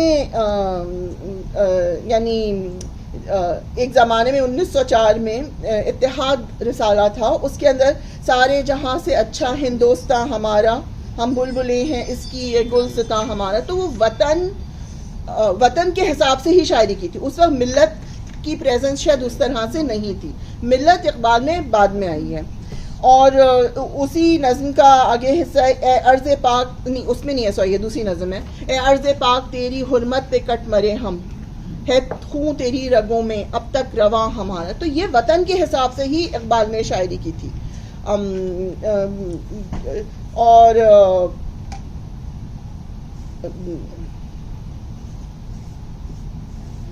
تو مطلب اقبال نے بھی ایوولوشن ان کے اندر بھی ہوئی اس چیز کی. اب دیکھیں رضوان نے مجھے بھلا دیا اور میں پتہ نہیں کیا بولنے والی تھی, سارا انہوں نے تہس نہس کر دی. اچھا جنگوازم کی جب میں نے بات کی تھی تو وہ گریٹ برٹن میں ہی وہ ٹرم انٹروڈیوس ہوا تھا 1877 1878 وغیرہ میں, اور اس میں ڈاؤن رائٹ بلینگ کا فیکٹر بھی تھا جنگوازم کے اندر. پھر جہاں فیض کی بات ہے, اب فیض نے جو شاعری کی بول کے لب آزاد ہیں تیرے, بول کے لب آزاد ہیں تیرے ٹھیک ہے پاکستان میں لکھی گئی اور پاکستان کے لیے ہی, پاکستان کے نوجوانوں کے لیے لکھی گئی تھی, لیکن کچھ عرصے پہلے جہاں جہاں یہ انقلاب وغیرہ آ رہے تھے وہاں پر بنگلہ دیش میں بھی یہ سنا گیا بول کے لب آزاد ہیں تیرے, یہ ہندوستان میں بھی سنا گیا. یا ہم دیکھیں گے, حالانکہ ہم دیکھیں گے تو باقاعدہ ایک ریلیجس اس سے ہے, قرآن کی آیات اٹھا کر ان کو جیسے شاعری کی فارم میں فیض احمد فیض نے پیش کیا ہے, ہم دیکھیں گے, لازم ہے ہم بھی دیکھیں گے, وہ دن کے جس کا وعدہ تھا. تو یہ ہندوستان میں بھی مذہب سے بالا تر ہو کے نوجوانوں میں خصوصاً یہ سنا گیا, اس کی بازگشت سنی گئی, اور بنگلہ دیش میں بھی. اب میں بند کرتی ہوں کیونکہ رضوان نے میری ٹرین آف تھاٹ بالکل ڈسٹروائے کر دی ہے بلا وجہ اپنی ٹرن کے خلاف بول کر. ہماری شاعری کا سب سے مشہور مصرع, پورے لاکھوں بلکہ شاید کروڑوں شعر ہیں, لیکن سب سے مشہور مصرع کون سا ہے؟ سارے جہاں سے اچھا ہندوستان ہمارا. یہ وہ شخص بھی جانتا ہے جس کو زبان اردو نہیں ہے یا ہندی سے بھی واقف نہیں ہے. انڈیا میں آپ بات کر لیجیے, ہر ایک کو یہ جملہ ضرور پتا ہے کہ سارے جہاں سے اچھا ہندوستان ہمارا. یہ اسپیس میں بھی جب انڈین ایسٹروناٹ گیا تھا تو اس نے یہ لفظ بولا تھا. تو ہماری شاعری کا جو نمائندہ مصرع ہے وہ قومی شاعری کا ہے. قومی شاعری کے بارے میں بات ہو چکی ہے کہ اس کی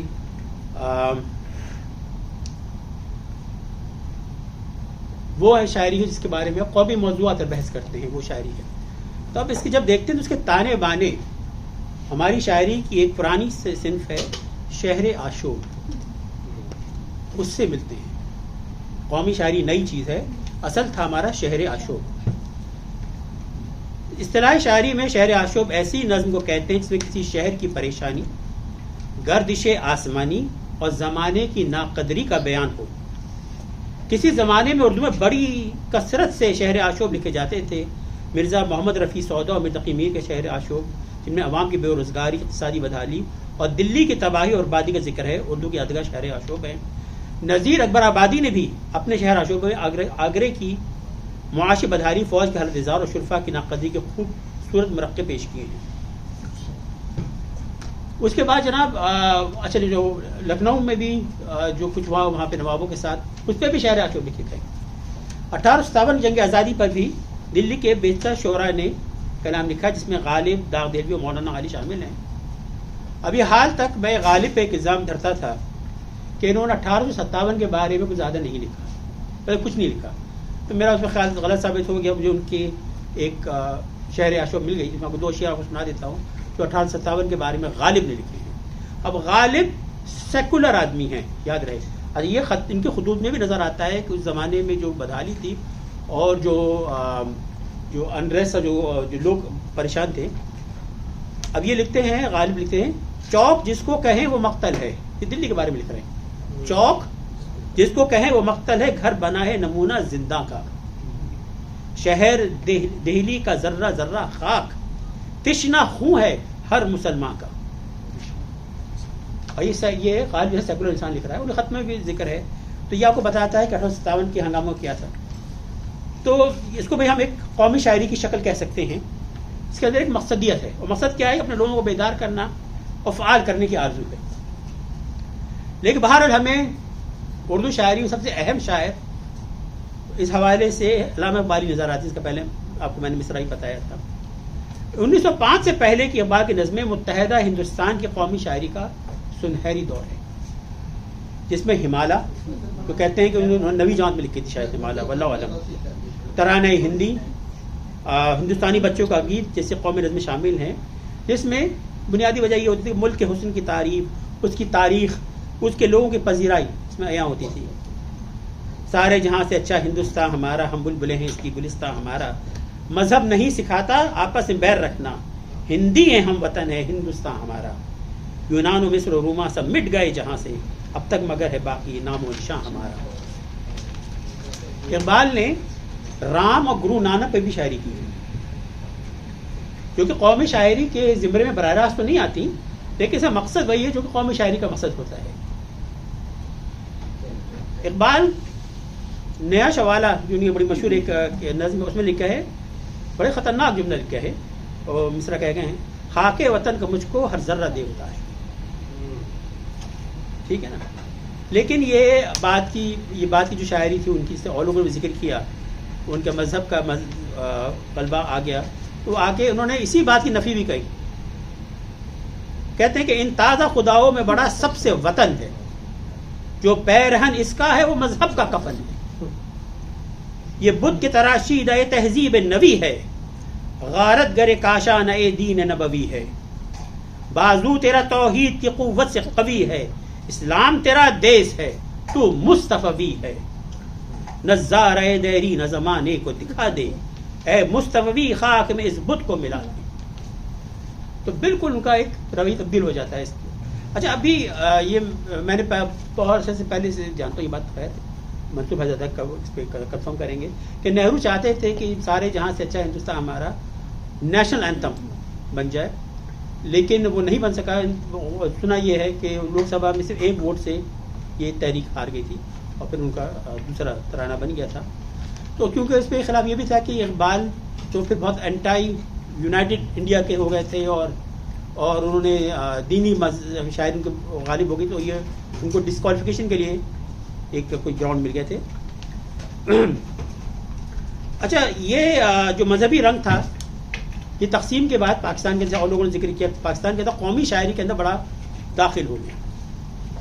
اب بڑے اچھے شعر شروع کے تھے، جیسے تھے اور بچوں سیر کرائے تم کو پاکستان کی جس کی خاطر ہم نے دے قربانی لا کو جان. بڑا اچھا ہے بچوں کا، اس میں بے ضرر سا ہے، کوئی اس میں ایسا نہیں ہے. یا جمیل الدین علی کا جیوے جیوے پاکستان، ٹھیک ہے نا، وہ بڑا مشہور ہے، بڑے ایک آپ خاص دن میں سنا ہوگا. حالانکہ اگر جمیل الدین علی کی ویڈیوز آپ دیکھیں موجود ہیں کہ جب وہ جیوے جیوے پاکستان گاتے ہیں، جس طرز پہ وہ گانا چاہتے تھے وہ ہے وہ جو ایک فلم کا گانا ہے بھولا بھولا میرا نام ہنسنا گانا میرا کام.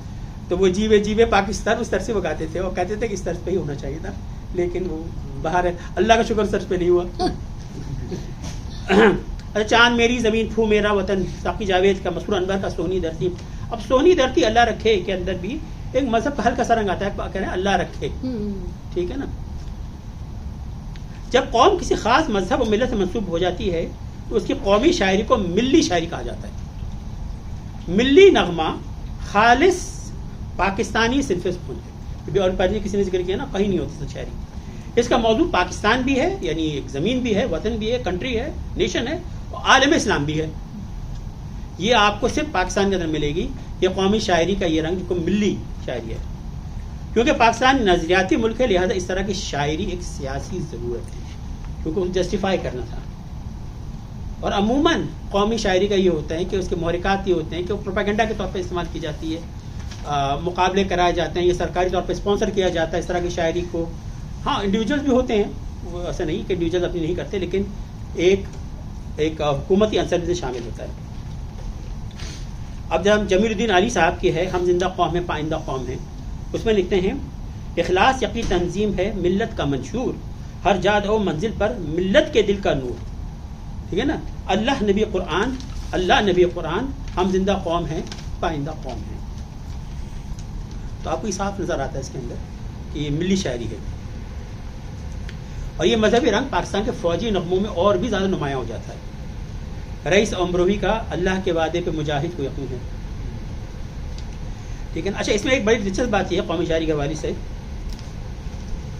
پتہ نہیں ہوگا علم ہے یا نہیں، کہ جان ایلیا کی کم سے کم ان کی زندگی میں کبھی کوئی شاعری گائی نہیں گئی سوائے ایک کے. ٹھیک ہے. عموماً ہوتا ہے کہ شاعر مشہوری سے وجہ سے ہوتے ہیں کہ وہ ان کے ان کو کچھ گائک مل جاتے ہیں, ان کو کچھ لوگ گاتے ہیں, لیکن جو نہیں لکھا ایسا نہیں تھا. صرف ان کی ایک ملی نغمہ ہے جو کہ 1965 کی جنگ میں تھا, ہم اپنے سب شکنوں کو سلام کہتے ہیں. یہ نغمہ تاج ملتانی کے آواز میں پیش کیا گیا تھا. یہ جون ایلیہ کا واحد کلام ہے جو کہ گایا گیا تھا. ترقی پسند تحریک میں بھی اس کا آج کل ذکر ہوا, کافی ذکر ہوا اس کا. قومی شاعری کا ایک رنگ رہا ہے جو اس میں ایک بہت ہی اہم شعر آتا ہے قومی شاعری کے حوالے سے, اور وہ فیض کا اگست 1947. یہ داغ داغ اجالا, یہ شب گزیدہ سہرا, وہ انتظار تھا جس کا یہ وہ, اور اس سے وہ پہلے دن سے ہی پاکستان میں معطوف ہو گئے تھے. حالانکہ کچھ غلط نہیں کہا تھا انہوں نے, لیکن ان کا ایک کمال یہ تھا فیض جیسے لوگوں کا کہ انہوں نے جو قومی شاعری جیسے ایک ایسے موضوع کو جس کے تغزل کی گنجائش نہیں ہے, ہر چیز بڑی ڈائریکٹ ہوتی ہے, بلنٹ ہوتی ہے, ایگریسو ہوتی ہے, اس کے اندر بھی فیض جیسوں نے اس کے اندر ایک تغزل لے کر آئے, اشارے لے کر آئے, اور ایک خوبصورت استعارے لے کر آئے. ڈھاکہ سے واپسی پر ہم کے ٹھہرے اجنبی اتنی مدارتوں کے بعد, پھر بنیں گے آشنا کتنی ملاقاتوں کے بعد, کب نظر میں آئے گی بے داغ سبزے کی بہار, خون کے تھبے دھلیں گے کتنی برساتوں کے بعد. سب اشارے, کیا خوبصورت باتیں, کیا شاعری ہوتی, یہ ہوتی ہے حسین شاعری نا. تو یہ قومی شاعری میں یہ لیفٹسٹ تھے, لیکن یہ اس کا کوئی لیفٹ سے کوئی تعلق نہیں, اس کا کوئی کمیونزم کوئی پروگریسو تعلق نہیں, خاص یہ قومی جذبے کے تحت کہی یہ بات. اس میں ایک دفعہ بھی نہ بنگلہ دیش کا نام ہے نہ پاکستان کا نام ہے, صرف ایک عبد جذبات کا ہے, اور انتہائی خوبصورت طریقے سے. اور بھی لوگوں نے کچھ شعر کہے ہیں, میں غزل کے 2-4 آپ کو شعر سنا دیتا ہوں, اور 3 اشعار اور ہیں, سب بات ختم کروں گا. پروین شاکر کا شعر ہے بہت اچھا, جو کہ غزل کے پیرائی میں اور قومی شاعری. بخت سے کوئی شکایت ہے نہ افلاق سے ہے, یہی کیا کم ہے کہ نسبت مجھے اس خاک سے ہے. افتخار عارف, مٹی کی محبت ہم آشفت سروں نے وہ قرض اتارے ہیں کہ واجب بھی نہیں. راحت اندوری کا, صدی کا خون ہے شامل یہاں کی مٹی میں, کسی کے باپ کا ہندوستان تھوڑی. اچھا, اس میرا تو خیر آپ لوگ سن چکے پہلے, ایک میں نے کہا تھا کہ اردو میں پڑھا تھا کہ جب سے کیا ہے آپ نے حب وطن کا جام نوش, زہر اگل رہے ہیں آپ بہت عجیب ہیں. اور ہوتا یہی ہے کہ جب حب وطن میں آ جاتے ہیں تو جنگزم بھی آ جاتا ہے اس کے اندر, اور ایک نیشنلسٹ کے بجائے آپ جو ہے, اور یہ قومی شاعری کے بجائے قوم پرستی پہ اتار آتے ہیں. تو باہر اس چیز سے ہمیں اجتناب کرنا چاہیے. شکریہ.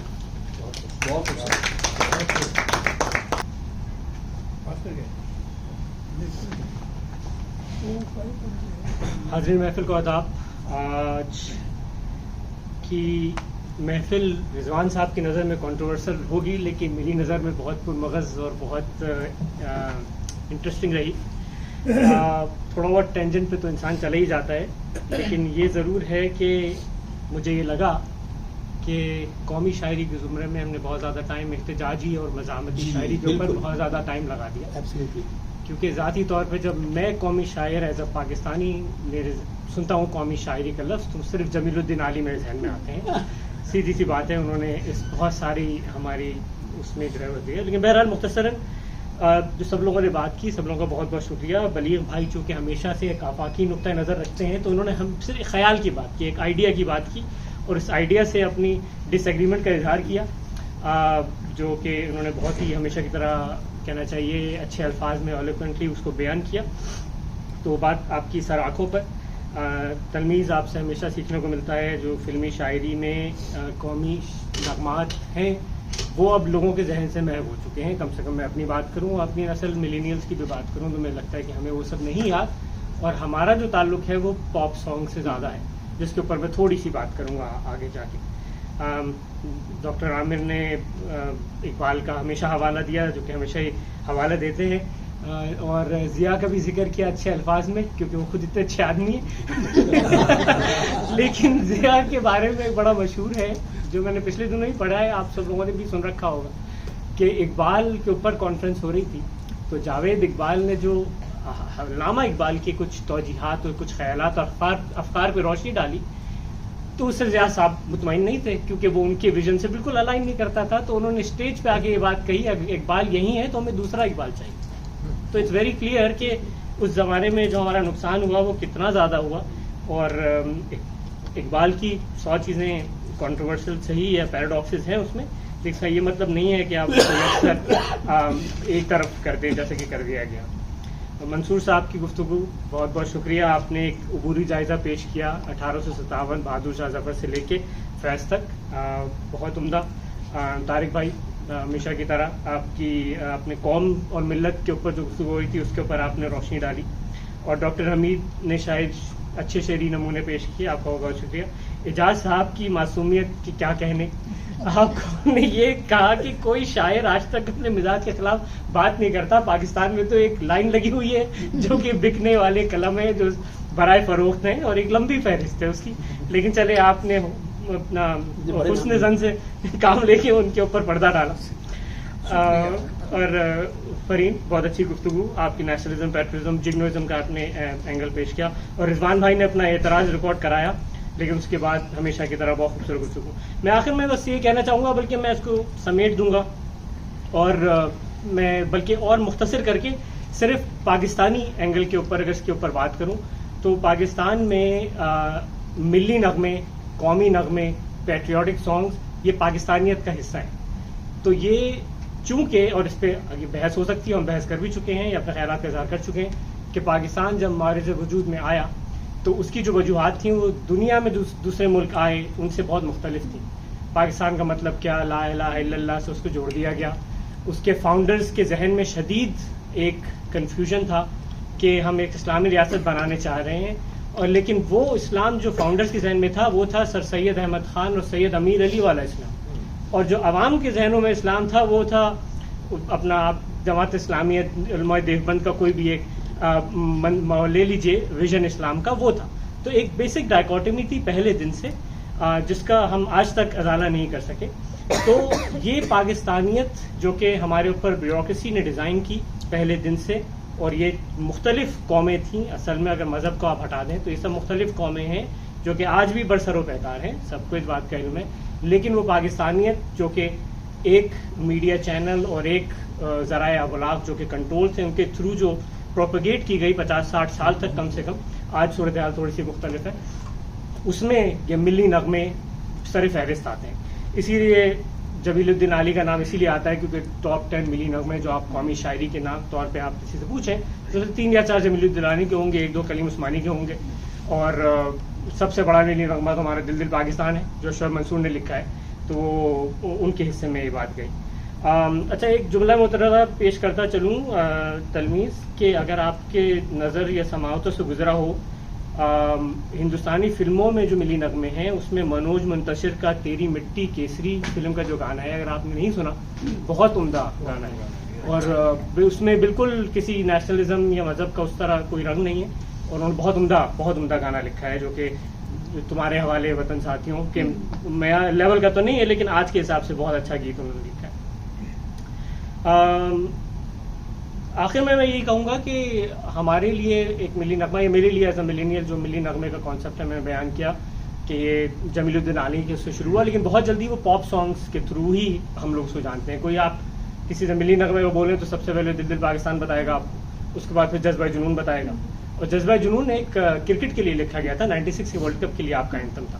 اور آج بھی یہ روایت چل رہی ہے کہ جو آج کے نئے ملی نغمے ہیں وہ بظاہر کرکٹ کے لیے لکھے جاتے ہیں, PSL کا اینتھم ہر سال آتا ہے, لیکن وہ اصل میں نیشنل سانگز ہوتے ہیں, وہ اصل میں قوم کو ایک ساتھ مل کے کچھ کام اٹھانے کے لیے اور ایک دوسرے کی ہمت بڑھانے کے لیے اس کے لیے لکھے جا رہے ہیں. تو وہی جو ٹرینڈ جذبہ جنون نے 96 میں شروع کیا تھا, جنون سے جو صابر ظفر نے لکھا تھا, وہ آج بھی ہر سال نیا اینتھم آتا ہے اور اس میں قومی نغمہ زیادہ ہوتا ہے, کرکٹ کی بات اس میں کم ہوتی ہے. بہرحال میں گفتگو کو یہیں سمیٹتا ہوں, اور آپ سب لوگوں کی شرکت کا اور خیالات کا بہت بہت شکریہ, اور باضابطہ اختتام کرتے ہیں. اس کے علاوہ گفتگو